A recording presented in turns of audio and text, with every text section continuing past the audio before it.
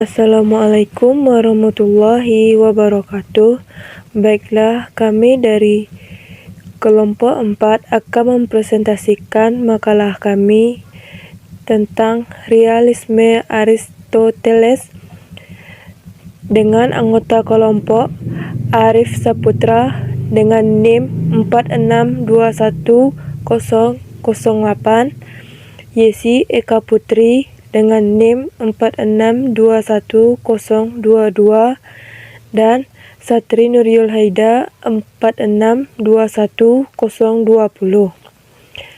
Baiklah, acara selanjutnya yaitu penyampaian materi yang pertama oleh saya sendiri, riwayat hidup Aristoteles. Aristoteles lahir pada 384 sebelum Masehi di Stratiga, kota Kalkides, Tracia, Yunani. Ayahnya adalah tabib pribadi Raja Amintas dari Makedonia. Pada usia 17 tahun, Aristoteles menjadi murid Plato. Ia banyak menulis tentang berbagai subjek yang berbeda, termasuk fisika, metafisika puisi, logika, retorika, politik, pemerintah, etnis, biologi, dan zoologi. Kemudian, dia diangkat menjadi guru di Akademi Plato di Athena selama 20 tahun. Aristoteles meninggalkan akademi setelah Plato meninggal dan menjadi guru bagi Alexander dari Makedonia. Aristoteles kembali ke Athena saat Alexander berkuasa pada tahun 336 sebelum Masehi. Dengan dukungan dan bantuan dari Alexander, ia mendirikan akademinya sendiri yang diberi nama Lyceum, yang dipimpin sebagai tahun 323 Masehi. Perubahan politik seiring jatuhnya Alexander membuat dirinya harus kembali kabur dari Athena untuk menghindari nasib naas sebagaimana yang dialami Socrates.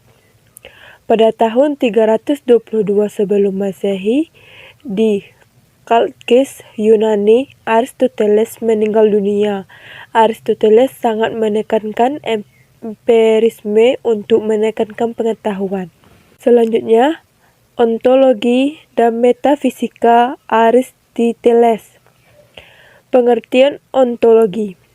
Ontologi berasal dari bahasa Yunani yaitu onta, yang berarti sesuatu yang sungguh-sungguh ada atau kenyataan yang sesungguhnya, dan logos yang berarti studi tentang atau studi yang membahas sesuatu. Jadi dari segi istilah ontologi berarti studi yang membahas sesuatu yang ada.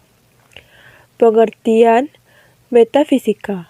Istilah metafisika berasal dari bahasa Yunani yaitu meta, yang berarti setelah atau dibalik, dan pusika berarti hal-hal alam. Metafisika merupakan cabang filsafat yang mempelajari penjelasan asal atau hakikat objek atau fisik di dunia, dan juga merupakan studi keberadaan atau realisme. Yang ketiga yaitu forma materi.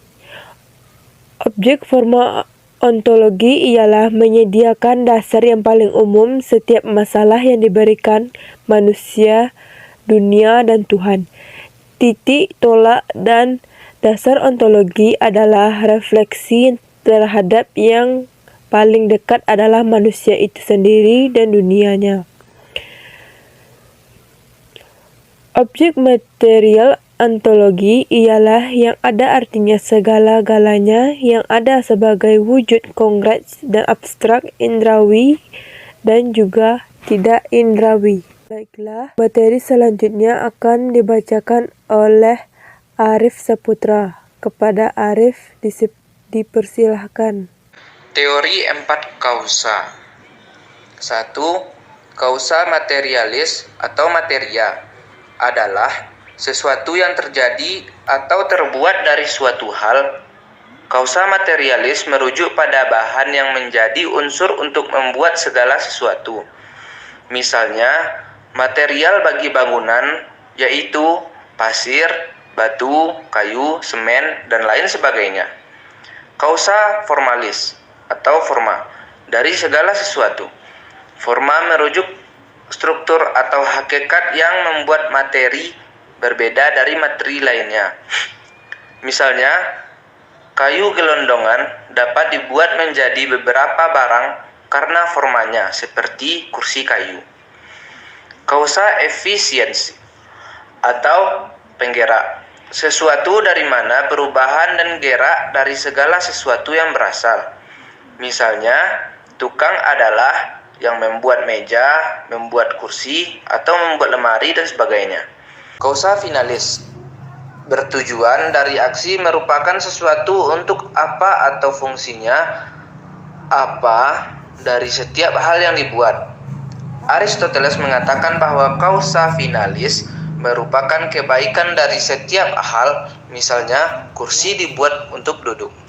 Teori pengetahuan Aristoteles. Logika berasal dari kata logike, yaitu dalam bahasa Yunani, yang berhubungan dengan kata benda logos, suatu yang menunjukkan kepada kita adanya hubungan yang erat dengan pikiran dan kata, yang merupakan pernyataan dalam bahasa.